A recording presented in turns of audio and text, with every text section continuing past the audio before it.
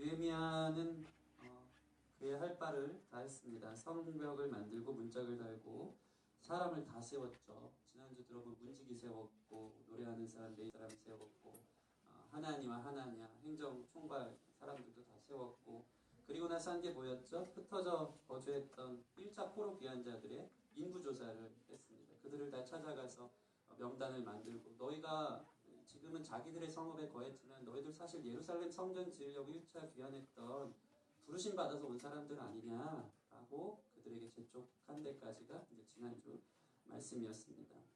인도서가 끝난 뒤에 이스라엘 백성들은 잊었던 예루살렘 성읍에 대해서 급 관심을 갖기 시작했습니다. 성벽도 완공됐고 이제 정치적, 행정적, 군사적 기초도 다진 것 같은데 이제 내가 뭔가 해야 될 것 같은데 뭘 해야 될지를 몰랐어요. 뭔가 마음에 부족한 그 허기가 있었어요. 허기가. 나를 주님이 기억하신 것까지 감사했어요. 100년 전에 왔는데 정착은 했는데 사명은 다 잊어버리고 그저 자기들의 성읍에서 페르시아의 문화와 가치관에 빠져서 우상 숭배하면서 그냥 그렇게 살아갔던 1차 포로 귀환자들에게 하나님이 와서 이름을 불러주신 거죠. 한 명 한 명 족보 없는 사람들까지 찾아가서 너희는 누구냐? 너희는 무엇을 하려 이것이 왔는지에 대한 그들의 그 중심의 그 부르심, 원래 부르심을 일깨워 주기 시작하니까 마음에 뭔가 일어나는 움직임들이 있었던 거예요. 나는 이제 무엇을 해야 되는가? 그 동료들이 있었는데 그 허함을 어떻게 달래야 될지 모르겠어요.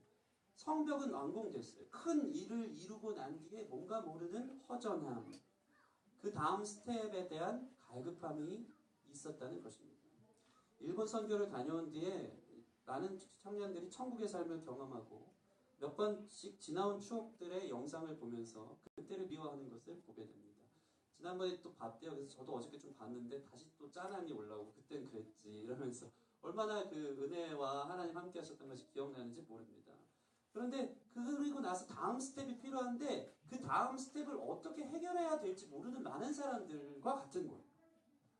선교에서 천국을 경험했는데 그 다음 그렇다면 나의 삶은 어떻게 살아야 되는지에 대해서 마치 그냥 관성에 의해서 예전 삶으로 돌아간 것 같은 상황. 큰 일을 이루고 난 뒤에 허전함. 수련의 일을 한 후에 무엇인가 채울 수 모르는 그 마음으로 인한 허전함. 선교지를 다녀온 후에 허전함. 이 모든 것이 있는 것이죠. 예전에 제가 중고등부 수련을 어렸을 때 했습니다. 중학교 2학년 때 가서 많은 은혜를 받았습니다. 목이 다 쉬었고요. 뜨거움을 어찌할 바를 몰랐어요. 방학 기간이기 때문에 수련회가 끝났음에도 불구하고 월, 화, 수, 목 이렇게 수련회하고 오면 금요일에도 할 게 없어서 그래서 금요일에도 문을 열고 이제 교회를 10시쯤 이렇게 스물스물 올라오는데 저와 같은 친구들이 꼭 있습니다. 수련회 이후에 마음의 허함을 채울 게 없어서 모이는데 야 너도 오고 막 남녀 아저씨 막 누나 형들이 다 모이는 거예요. 모이고 나서 이걸 어떻게 해결할 걸 모르니까 뭐 했겠습니까? 아이엠 그라운드 자 계속 이중모션하고 품바하고 이러면서 우리의 허기를 달랬던 적이 그러면서 서로 이제 사랑이 싹트고 이런 인간적인 모습으로 그냥 끝났던 적이 참 많이 있었던 것 같아요. 누구도 가르쳐주지 않았던 것 같아요. 누구도. 지금 이스라엘 백성들의 마음이 그랬습니다. 큰 일을 이룬 뒤에 어떻게 해야 되는가. 마음이 허전하고 심심했어요. 이유 모를 그 마음이 있을 때 이제 하나님께서 그들을 기적적으로 수문학 광장 앞으로 모이게 했습니다. 오늘 8장의 말씀의 주인공은요 느헤미야가 아니고 그동안 느헤미야 뒤에서 하나님께서 역사하셔서 느헤미야를 통해 일하셨다면 하나님이 전면에 나서는 역사가 일어나는 거예요. 그게 무엇입니까? 하나님께서 전면에 나서서 사람들을 불러 모으기 시작한 거예요. 준비되어진 그릇, 성벽이 준비되고 노래하는 사람, 예배자들이 준비되고 이런 준비되어진 그릇 위에 갈급했던 흩어져 있던 자기 성읍에 있었던 사람들이 모이기 시작하면서 이 하나님의 놀라운 계획으로 수문학 광장에서 부흥회가 시작돼요. 허한 마음을 예배로 채우기 시작합니다. 여러분 이것이 부흥인 줄 믿습니다. 이것이 부흥인 줄 믿습니다. 여러분 1절 말씀 보면 모든 백성이 일제히라고 나와 있어요. 이거를 히브리어 표현으로 보면 한 사람처럼 이래요. 이 신학적으로 보면 여기 흩어졌던 사람 한 3만 명 정도가 여기서 얘기하는 일곱째 달 1절 보면 일곱째 달에 이르러 그 이스라엘은 7월 첫날이 우리나라로 얘기하면 1월 1일 신년 신정과 같은 거예요. 그 새해 첫날에 흩어져서 나 이제 뭐하지? 하는데 새해 첫날이 돼서 명절도 되고 명절이면 내가 예루살렘 성에 갔어야 되지 않았나? 막 이러면서 그냥 자기 너나 할 것 없이 모이기 시작했어. 수문학 광장에. 모였는데 알고 보니까 지역에 있는 모든 이스라엘 백성들이 모인 거예요. 그냥 마음의 허기를 채울 길이 없어서 모였는데 모이고 나니까 그들이 생각한 게 뭐냐면 야 우리 뭐 할까? 아이엔그라운드 할까? 자기소개하게 할까? 그것도 없겠죠. 사람이 많아서. 그거 한 게 아니고요. 그러면 학사 에스라 목사님 알지? 목사님 불러서 우리 예배 드리자 라는 일이 시작돼요. 여러분 이것은 바로 하나님이 행하신 일인 줄 믿습니다. 포기된 마음, 여러분 안에 예배는 두 가지가 필요해요. 학사 에스라 목사님처럼 준비된 목사님이 필요한 줄 믿습니다. 학사 에스라 목사님 어떤 목사님이냐면 여기 보면은 학사이자 제사장이라고 했어요. 학사하면 대학교 학사 학위가 있는 분입니까? 전혀 아닙니다. 개근대 이런 거는 석사, 학사 학사면 이제 서기관, 율법학자이면서 또한 제사장인 분인데 이분은 어떤 분이냐면 느헤미야는 3차 포로 귀환자거든요. 2차 포로 귀환자, 지금으로부터 12년 전에 14년 전에 2차 포로 귀환 때 이 땅을 새롭게 하려고 돌아왔던 목사님이에요. 근데 이분이 얼만큼 율법서 모세 오경을 그 당시 성경책에 여러분 들고 있는 이런 성경이 아니에요. 무슨 군대에서 만든 이런 포켓 성경 이렇게 여기 들 수 있는 그런 성경이 아니고 성경이 두루마리 성경이에요. 그 당시에 이게 피지에다가 양피지에다가 적는 것만 해도 분량이 대단하거든요. 그 모세 오경을 창세기만 해도 이만큼 두꺼운 두루마리가 이렇게 쌓여 있을 거예요. 그거를 모세 오경의 창세기, 출애굽기, 레위기, 민수기, 신명기를 포로가 됐을 때 들고 안고 다녔던 분. 유일하게 그 말씀을 들고 있던 분. 이스라엘 백성들의 영적 권위가 있던 분. 정말 멋있는 건 여기서 느헤미야는 주인공으로 등장하지 않아요. 느헤미야는 행정적인 모든 부흥의 기초를 마련하고 나서 이제 목사님 말씀 주세요. 당신이 준비된 사람입니다. 그러면서 학사 에스라가 12년 전에 돌아올 때도 그거 뭐 인력거에 끌고 왔는지 마차로 끌고 왔는지 모르겠지만 그것도 소중하게 갖고 와서 늘 말씀을 묵상했던 준비된 말씀의 사람이에요. 영적 권위가 있는 사람을 이스라엘 백성들이 너무 갈급한 거예요. 우리 뭐하지 이 허기를 채울 길이 없어서 그럼 말씀 듣자. 학사 에스라 목사님 부르자. 그러면서 이 사모하는 마음과 준비된 말씀이 부딪히면서 부흥의 불꽃이 시작되는 거예요. 이것이 바로 오늘 저희가 읽은 느헤미야 8장의 하이라이트. 여러분 부흥은 준비된 사람을 통해서 일어난 줄 믿습니다. 그리고 사모하는 여러분을 통해서 일어나는 줄 믿습니다. 믿으십니까? 부흥은요 교인 숫자가 늘어나는 게 아니에요. 거기까지도 괜찮아요. 교인 숫자 늘어났다 더 크게 무너져요. 부흥 제대로 된 부흥이 없습니다. 부흥은 거창하고 큰 사역을 성공적으로 이루는 게 아닙니다. 부흥은 말씀 앞에 무너지는 것인 줄 믿습니다. 말씀이 들리는 것, 말씀으로 내 마음을 채우기 시작하는 것. 여러분의 삶의 부흥은 월요일부터 토요일까지 말씀 앞에 서 있는 것. 그게 여러분 삶의 부흥이에요. 말씀이 여러분을 살리기 때문인 줄 믿습니다. 여러분은 여러분의 허한 마음을 어떻게 채우고 계십니까? TV 프로 앞에 익숙합니까? 아니면 뭐 할 거 없으니까 괜히 게임 다운받아서 합니까? 제 얘기는 아닙니다. 저 게임은 뗐습니다. 한 3년 전에 뗐습니다. 피파 뭐 이런 거, 롤 이런 거 저도 30레벨까지 갔었습니다. 뗐어요. 예전에 얘기했죠. 피파도 한 36레벨까지 이제 갔었는데 이제 하나님께서 그만두라는 의미로 해킹을 당하게 하셨죠. 너무나 큰 메시지였어요. 해킹을 당해서 제가 그동안 모았던 오빠 막 이런 친구들이 다 이제 한순간 이제 다 1레벨로 바뀌면서 이상한 말도 듣도 보지도 못했던 선수들이 채워지면서 이제 망한 적이 있습니다. 되게 좋아하네요, 정배. 네, 해킹 당할지어다. 있을 것이죠. 그게 채워지지 않아요. 그 중독되는 패턴이 채워지지 않아요. 여러분 뭐 SNS 본다고 여러분의 그게 채워집니까? 그렇지 않습니다. 남자친구, 여자친구가 여러분의 허기를 채웁니까? 그렇지 않습니다. 때로는 그 허한 마음이 영적인 갈급함의 경우가 있어요. 그러면 영적으로 채워야 되는 줄 믿습니다. 그게 부흥의 시작인 거예요. 하나님 아니고는 채울 수 없는 빈 마음. 너무 많거든요. 오늘날 너무 많은 사람들이 힘들게 살고 있어요. 마음이 바쁘고 정신없는데 마음은 공허해요. 외로워요. 지쳐요. 근데 다 병든 것들로 세상에 쓰레기통 뒤지듯이 거기서 먹거리 찾고 다니는 사람들이 있어요. 그거 아니에요. 부흥은 말씀을 통해 그 허기를 채우는 것이 여러분 삶의 부흥인 줄 믿습니다. 세상의 것으로 채워봤자 청량음료 마시는 듯이 더 갈증 나는 거예요. 여러분의 마음을 예배로 말씀으로 채우시길 바랍니다. 부족함이 없을 줄 믿습니다. 그 경험을 하시기 바랍니다.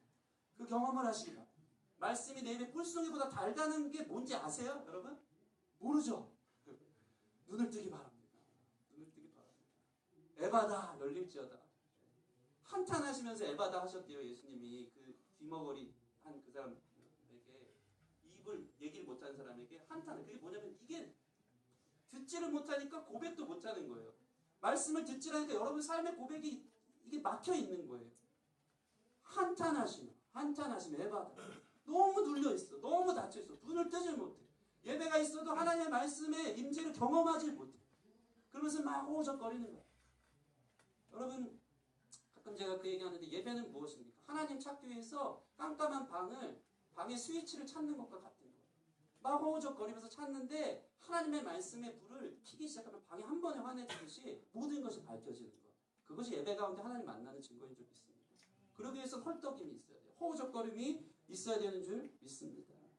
1700년대 미국의 부흥을 주도했던 조나단 에드워즈 목사님 이런 고백을 했어요. 부흥이 하나님의 주권적인 선물이지만 아무 곳에서나 임하는 것이 아니라 사모하는 곳에 임한다. 부흥을 사모하시기 바랍니다.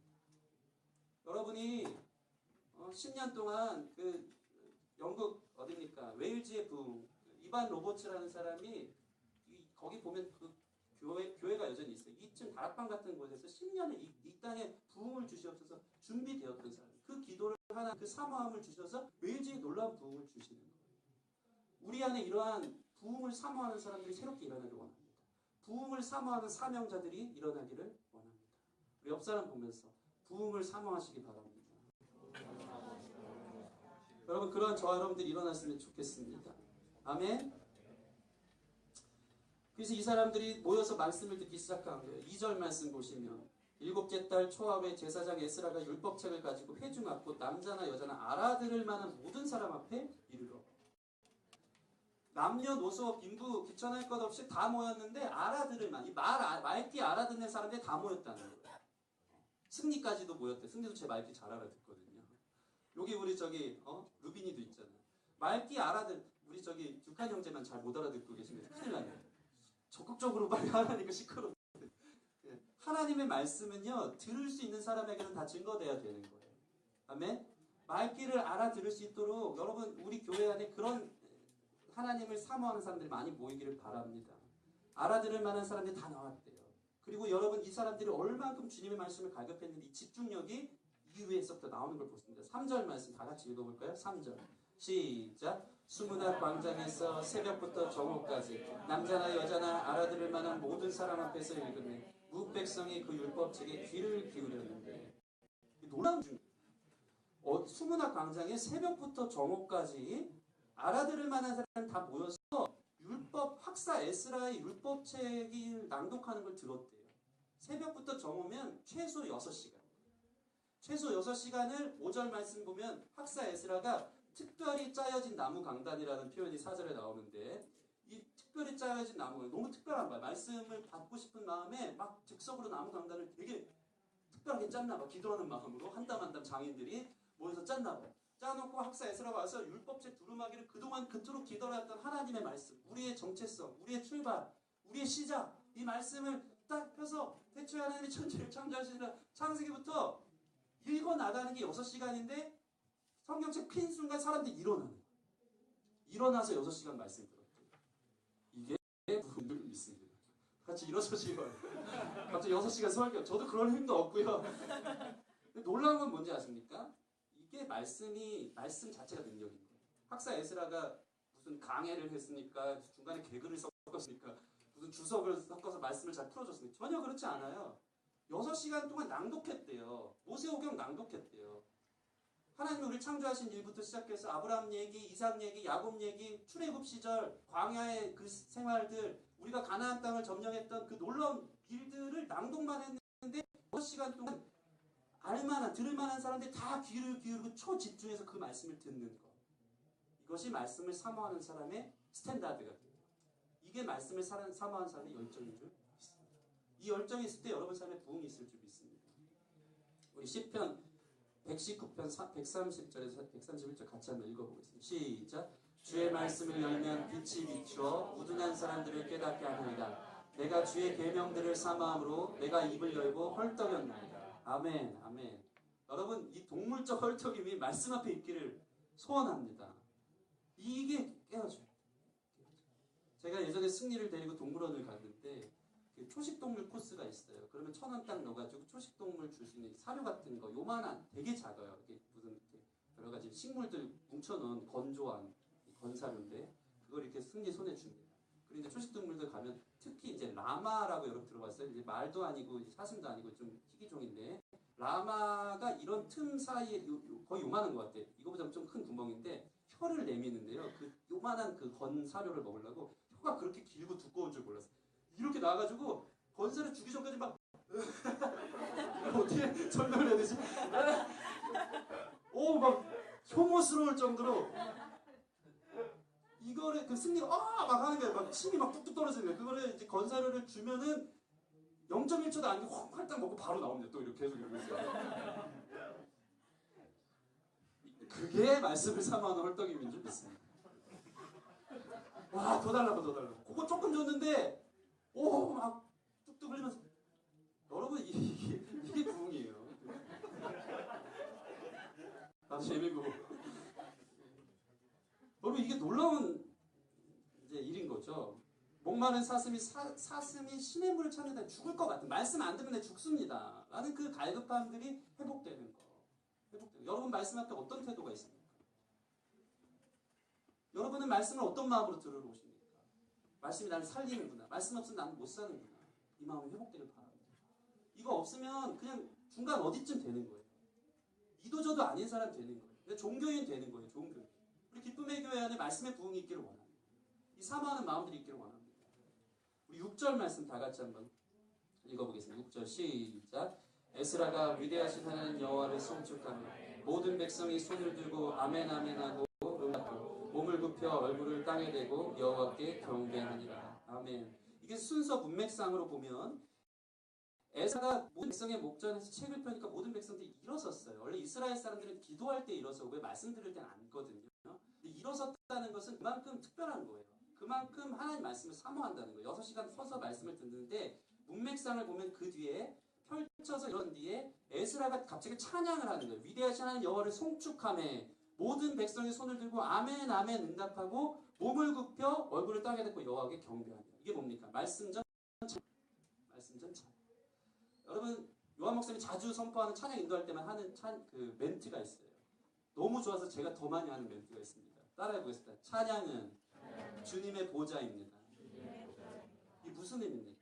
여러분이 찬양을 어느 수준 하는 만큼 주님이 어떤 높이에서 격차 있는 말씀이 떨어지느냐가 결정됩니다.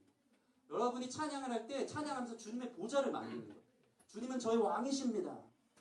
주님은 빛이십니다. 주님은 만왕의 왕이십니다. 그것을 우리가 경배하여 올려드릴 때 왕의 위치에서 내 삶의 왕이 되었던 모든 것을 내려놓고 왕의 위치에 대해서 선포된 강력한 말씀이 낙차 떨어지는 것입니다. 그게 찬양인 줄 믿습니다. 여러분 찬양할 때 주님은 나를 다스려 주십시오. 내가 주님을 경배합니다. 주님은 나의 왕이십니다. 주님은 아름다우십니다. 이 고백들을 하는 수준만큼 여러분이 말씀 받는 거예요. 여러분 그래서 경배와 찬양이 중요한 거예요. 보세요. 에스라가 하나님을 송축하니까 아멘 아멘 내 주의 말씀대로 될 것입니다. 그게 옳습니다. 여러분 말씀 앞에 옳다라는 진정한 반응이 여러분 가운데 있었으면 좋겠습니다. 말씀 듣고 단 건 삼키고 쓴 건 뱉는 사람 너무 많아요. 제가 이 말씀을 준비하는데 너무 눈물이 나는 거예요. 내가 그런 사람인가. 수십 번 수백 번 달고 좋은 말씀을 들어도 문 밖에 나서는 전 말씀 몰라요. 주님 내 멋대로 살 거예요. 말씀이 전혀 능력이 없어요. 여러분 삶에 말씀이 영향력이 있습니까? 말씀이 들립니까? 그래서 여러분 삶에 어떤 영향을 끼치고 있습니까? 그러면 종교생활을 하는 거예요. 그거 아니에요. 말씀이 영향력 있게 여러분 가운데 다가오길 바랍니다. 여러분이 말씀보다 위에 있습니다. 말씀의 왕인 거야. 말씀보다 자기 삶이 왕이 돼서 말씀 좋은 것만 빼고 아닌 건 안 듣고 불편한 건 듣지 않고 하나님 다 아시죠? 세상 다 이렇게 살아요. 저 좀 불편하게 하지 마세요. 말씀이 나에게 부딪혀 오고 나를 불편하게 하는 거 되게 싫어요. 죄인 줄 알면서도 하나님 하지 말라는 건 줄 알면서도 에이 싫어요 싫어. 제 삶에 이렇게 간섭하세요. 자기가 왕인 거예요. 찬양은 뭔지 아십니까? 하나님을 왕으로 모시는 순간인 줄 믿습니다. 그 왕의 말씀이 떨어지니까 그 앞에 순복하는 거예요. 엎드리는 거예요. 그것이 말씀의 영향력으로 흘러가는 거예요. 그것이 여러분 삶의 부흥의 시작인 줄 믿습니다. 이게 안 되면 진짜 허무한 거예요. 제가 말을 잘 못해서 그렇지 설명을 못하겠네. 말씀을 들었는데 집에 가서 맨날 다 까먹어버리면 여러분 이중적 사람이 되는 거예요. 위선자 되는 거예요. 위선자. 종교생활 교인 되는 거예요. 교인. 우리 기쁨의 교회 사랑 플러스 청년들 이런 사람 아무도 없었으면 좋겠습니다. 작은 거라도 하나님의 말씀이 내게 임했을 때 내가 이거 작은 거라도 하나 지켜봐야겠다. 이러한 결단들이 여러분 가운데 있기를 바랍니다. 이것이 살아있는 예배자의 모습인 줄 믿습니다. 여러분 에스라가 이것을 찬양하니까 다 엎드려서 경배하는 일들이 일어나기 시작한 것입니다. 어떤 신학자에 의하면 이 6절 말씀이 6시간 동안 선포하고 난 뒤에 에스라의 찬양과 그 앞에 반응하는 아멘 아멘 한다고 소개하는 많은 신학자들이 있어요. 견해가 있어요. 이거는 말씀 전 찬양이다. 아니면 말씀 후 찬양이다. 이게 중요한 게 아닌데 저는 이 태도를 여러분이 배웠으면 좋겠어요. 만약에 말씀 후 찬양이라면 여러분이 많이 공감될 거예요.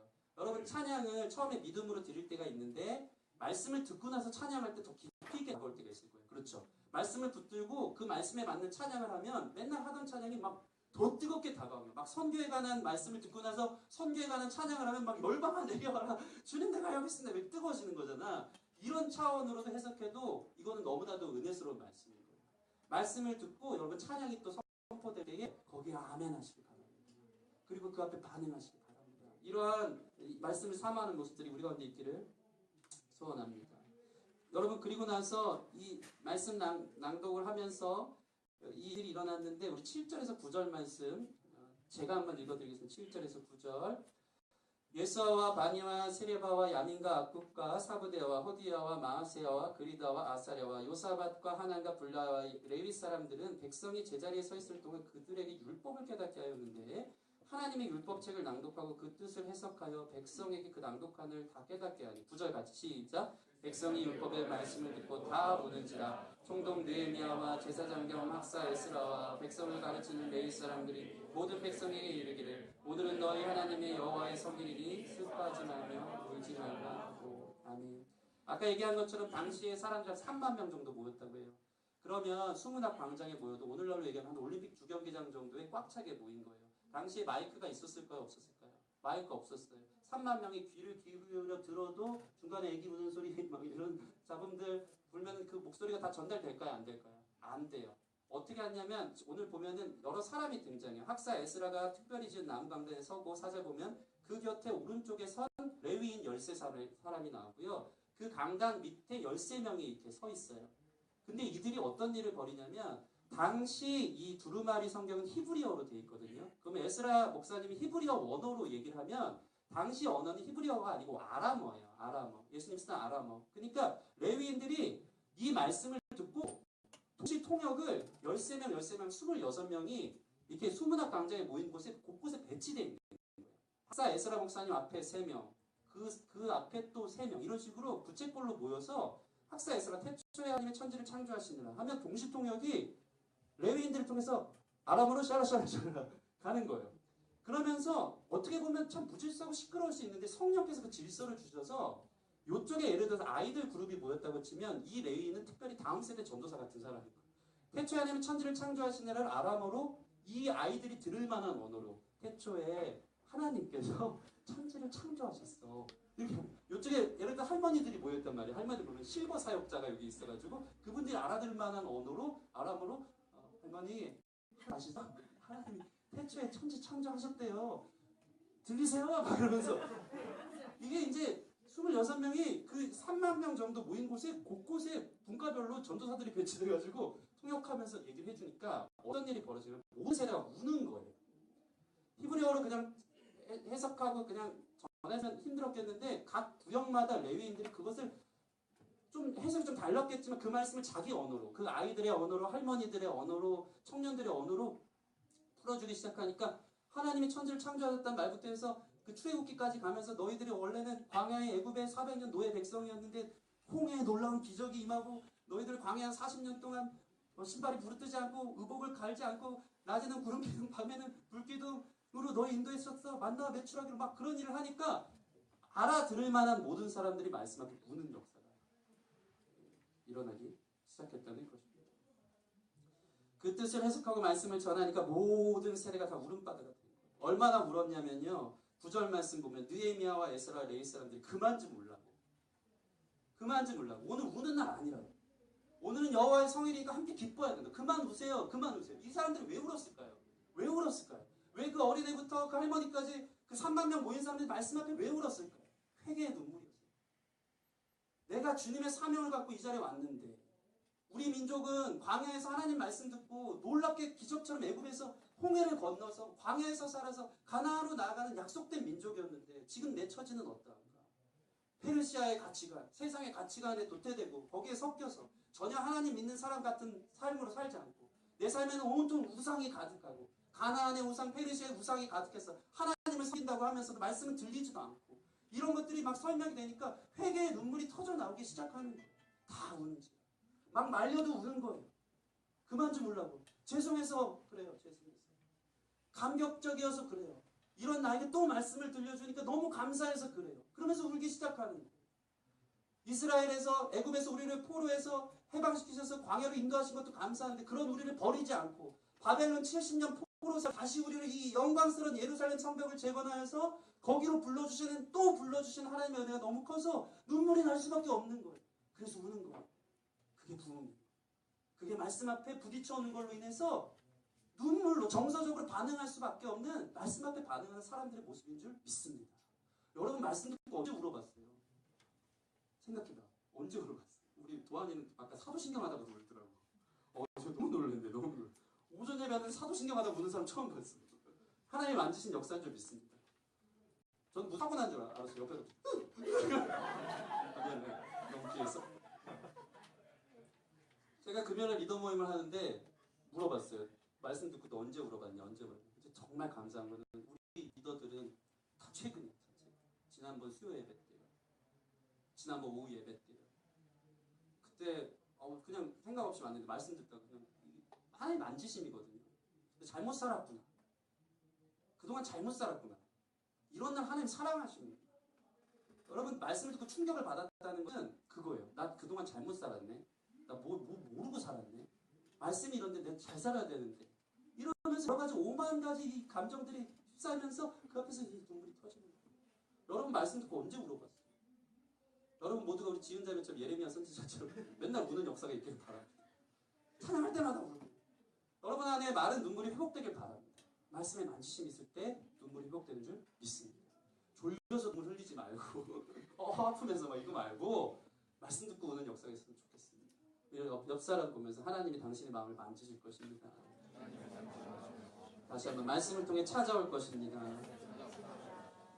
여러분 이 일들이 있었으면 좋겠습니다. 이 이스라엘 백성들은 죄와 심판과 고난으로 점철된 자신들의 과거의 삶의 후회 그리고 말씀을 듣는데 우리를 부르신 하나님의 그 감격적인 그 말씀 앞에 회개의 눈물이 터진 것입니다.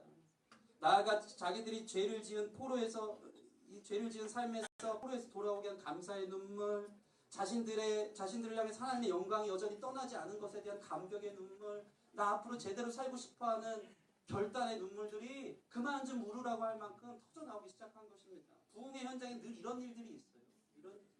우리 예배가 부흥이라면 이러한 전인격적인 반응들이 일어나야 되는 것인 줄 믿습니다.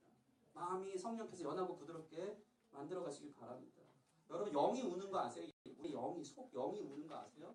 저는 이런 모임 하는데 그리고 나서 같이 기도하는데 이 속이 응어리진 것 같은 그 영적인 눈물이 있더라고요. 이게 터지는데 기도도 안 나오냐? 이게 되는 거예요. 저는 1년에 한 차례 꼭 이렇게 우는 날이 오는데 막 그동안 내가 하나님이 이렇게 사랑해 주셨는데 내 모양은 이 모습이고 나는 이 자리를 떠나서 이렇게 살고 있고 하나님은 나를 여전히 사랑하시고 나를 불러주시는데 나는 이렇게 살고 그 사랑 받았는데 나는 자격 없고 막 이게 복합적인 게 터지면서 성령이 말할 수 없는 탄식으로 기도하는 게 느껴지는 거예요. 하나님 얼마나 우셨을까? 하나님 얼마나 우셨을까? 내 삶을 보면서 얼마나 아프셨을까? 내 안에 계신 성령이 얼마나 힘드셨을까? 막 이러면서 나 제자리로 가야지 하면서 마치 어린애가 집 잊어버린 것처럼 엄마 잊어버린 것처럼 울다가 엄마 만나니까 더 서럽게 우는 것처럼 아버지 저 갑니다. 아버지 거기 계셨군요 하면서 이 영이 우는 거예요. 찬양하면서 여러분 영적인 그 갈망을 여러분 아시죠? 우린 영적인 존재거든요. 그것이 하나님의 말씀 앞에 부딪혔을 때 살아나요. 10절 말씀 같이 한번 읽겠습니다. 10절 시작. 느헤미야가 또 그들에게 이르기를 너희는 가서 살찐 것을 먹고 단 것을 마시되 준비하지 못한 자에게 나누어 주라. 이날은 우리 주의 성일이니 근심하지 말라. 여호와로 인하여 기뻐하라. 그것이 너희의 힘이니라. 아멘. 우리 옆 사람 보면서 여호와를 기뻐하는 것이 당신의 힘입니다. 아멘. 믿으십니까? 여러분 하나님을 기뻐하는 거, 하나님을 기뻐하고 하나님을 기쁘시라. 이게 기쁨의 교회의 모토인 줄 믿습니다. 교회 와서 여러분 눈물로 끝나면 안 되는 거야. 눈물 이후에는 기쁨이 있는 거예요. 믿으십니까? 그냥 이전의 삶에 대한 회개의 눈물 이후에는 거기서 마치면 안 돼요. 천국은요 슬픔과 애통이 없는 곳이에요. 천국은 축제입니다. 천국은 기쁨의 자리입니다. 여러분 예배를 통해서 회개하여서 여러분의 기쁨의 자리가 회복되길 바랍니다. 주님의 품에 안겨서 축제가 벌어지는 일들이 예배 가운데 있기를 바랍니다. 여러분 이게 참 중요한데 세상의 기쁨을 누리는 사람은요 영적인 기쁨을 결코 누릴 수 없어요. 세상의 기쁨을 끊을 때 영적인 기쁨이 찾아올 줄 믿습니다. 세상의 기쁨을 끊을 때 영원히 목마르지 않는 주께서 먹여주시는 생수의 강으로 우리 안에 영적인 기쁨이 찾아올 줄 믿습니다. 여러분 이 패턴을 끊으세요. 세상 기쁨 찾아다니고 그러다 보면 늘 우울해. 다윗이 가장 힘들었을 때가 언제인지 아세요? 죄 짓고 나서요. 죄 짓고 나서 늘 우울했어요. 죄 가운데 있을 때 영적으로 늘 불편하고 힘들어서 늘 슬펐어요. 늘 힘들었어요. 여러분의 삶에 있는 죄 끊고 영적으로 주님 앞에 돌아갈 때 말할 수 없는 기쁨이 여러분 가운데 임할 줄 믿습니다. 세상 슬픔이 너무 많아서 우리 교회가 기쁨의 교회인데 우리 기쁨의 교회 지체들 안에 먼저 기쁨이 회복되기를 바랍니다. 이들이 얼마나 충만한 은혜를 경험했는지 그 이튿날에도 모여서 에스라 목사님한테 막 말씀 전해달라고 조르기 시작하는 역사가 일어났습니다. 목사님한테 진짜 귀찮은 일이죠. 13절 말씀. 그 이튿날 북백성들의 족장들과 제사장들과 레위 사람들이 율법의 말씀을 밝히 알고자 하여 학사 에스라에게 모여서 첫날로 울고불고 난리가 나서 부흥이 시작됐는데 이 사람들이 너무 갈급한 거예요. 너무 말씀이 좋은 거예요. 더 알고 싶은 거예요. 더 사모하는 거예요. 그러니까 에스라 목사님 또 깨워가지고 목사님 또 말씀 전해주세요. 이 일이 7일 동안 계속돼요. 7일 동안. 놀라운 역사인 거죠. 우리 안에 좀 이런 사모하는 일들이 있었으면 좋겠습니다. 목사님 말씀 알려주세요. 더 먹고 싶어요. 목사님 이건 왜 이렇죠? 이 말씀 알려주세요. 궁금해서 막 문자 들고. 여러분 화요 성경 아카데미 부흥 일어나고 BLT 성경 공부하는 거 나 리더 꼭 리더 아니어도 되니까 주님 말씀 알고 싶어 하는 마음으로 부흥이 일어나길 바랍니다. 제가 지난주에 믿음으로 20장 줬다 놨는데 믿음이 제가 너무 컸나 봐요. 네. 그대로 묵상합니다. 그러나 아직 시간이 있다는 거예요. 리더로 세워져서 말씀을 사모함으로 여러분 다 있잖아. 때가 됐어 이제. 무르익은 사람들 있어. 가만히 있어도 목사님이 한 이틀 전쯤 이제 BLT 하기 한 이틀 전에 문자 오겠다. 나 너 BLT 왜 안 하냐고. 그렇게 여러분 예상되는 분들은 미리 신청하시기 바랍니다. 그래서 리더로 서는 거야. 리더로 서는 거야. 말씀을 사모하시기 바랍니다. 그리고 나서 이제 그들이 또 말씀을 읽어 나갑니다. 밑에도 난리 나고 위에도 난리 나고 밑에도 막 소리 막 지르고 네, 뜨거운 말씀이 되고 있습니다. 그리고 나서 말씀을 알려주는데 어떤 일들이 벌어지냐면 이제 그들이 이제 에스라 목사님의 이틀째부터 또 말씀을 낭독해 주는데 어떤 말씀이냐 이제 초막절을 지키라라는 말씀을 이제 듣기 시작한 거야. 근데 이 말씀이 이스라엘 백성들에게 확 와닿는 거야. 확 와닿는. 아, 나 초막절 우리 이스라엘 백성들이 초막절을 그동안 너무 제대로 안 지켰구나. 이게 말씀으로 강력하게 자기들에게 들리시는 하나님의 음성으로 들린 것을 경험하는 것입니다. 여러분 중요한 게 있어요. 말씀이 어떤 말씀이 주어지느냐도 중요한데 언제 주어지느냐도 중요해요. 말씀이 여러분에게 주어질 때 이 말씀이 5살 때 들을 때 10살 때 들을 때 청년 때 들을 때 다르게 다가온다는 것인데 여러분에게 오늘 이 예배를 통해서 주어지는 말씀이 반드시 있을 줄 믿습니다. 그것을 이스라엘 백성들이 순종했어요. 초막절을 그 뒤로 지키기 시작합니다. 말씀 듣다가 잠깐만요. 스톱. 목사님 우리 그동안 초막절 제대로 지켜본 적이 없어요. 얼만큼 제대로 안 지켰냐면 정말 충격적인데 17절 말씀 같이 읽어볼까요? 17절 시작. 사로잡혔다가 돌아온 회중이 다 초막을 짓고 그 안에 거하니 눈의 아들 여호수아 때로부터 그날까지 이스라엘 자손이 이같이 행한 일이 없었으므로 이에 꽤 기뻐하라. 여호수아 때부터 바벨론 포로 끝나고 예루살렘 성벽과 수나 광장에 모일 때까지 초막절을 제대로 지켜보니 1000년 동안. 정말 충격적이죠. 여호수아 때 가나안 입성하고 나서 가나안 정복을 했는데 그 사람들이 가나안의 사람들을 다 이렇게 진멸하지 않고 남겨두면서 막 희석된 거야. 우상을 섬기고 세상 문화 가치에 사로잡히면서 자기들의 정체성을 잃어간 거예요. 그게 1000년 동안 계속되면서 전쟁이 일어나고 막 포로되고 솔로몬의 화려한 예루살렘 영광을 만들었을지 모르지만 하나님이 거하셨던 초막절이 뭐예요? 하나님 첫사랑이거든요. 광야에서 하나님 한 분만으로 만족하고 하나님 한 분만 의지했던 40년 동안 아무것도 없는 광야에서 우리를 살게 해주신 주님과의 첫사랑이 있는 그 자리, 그 초막절. 말씀 듣는데 이게 와닿는 거예요. 이스라엘 모든 백성들이 야 초막절 제대로 하자. 나무들 다 떼다 텐트 위에다 나무 짓고 자기 자녀들한테 일주일 동안 무교병 막 쓴나물 이런 거 먹어가면서 애들이 물어보는 거야. 아빠 이게 뭐예요? 아 이거 초막절이야. 하나님과 우리의 첫사랑이 있던 그 시간, 광야의 시간을 재현하는 거예요. 그러면서 다 세대가 부흥이 일어나요. 이게 뭔지 아십니까? 따라해보겠습니다. 순종의 기쁨. 여러분에게 회개의 기쁨의 자리가 주어져야 되고요. 두 번째로는 순종의 기쁨이 회복되길 바랍니다. 일주일 동안 주일날만 이렇게 들었는데 여러분 순종이 없으면 삶이 우울한 거예요. 맨날 패배의식만 있는 거예요. 듣고 그냥 흘려버리면 아는 건 많은데 그거에 대한 믿음의 순종이 없으니까 늘 눌리기만 하는 거예요. 여러분 작은 것 하나라도 순종을 할 때 거기에 놀라운 기쁨이 있는 줄 믿습니다. 말씀 듣고 그걸 캐치하세요. 오늘 여러분에게 주시는 말씀을 듣고 나 뭐 순종해야 될지 그것을 순종해 보세요.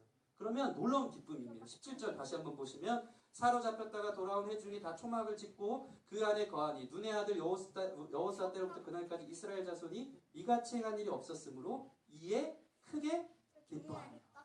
크게 기뻐합니다. 오늘 말씀 주제가 뭐예요? 기쁨의 자리를 회복하라. 순종 안 하니까 삶의 기쁨이 없어요. 말씀 듣고 순종의 기쁨을 회복하기 바랍니다. 저도 그럴게요. 아멘?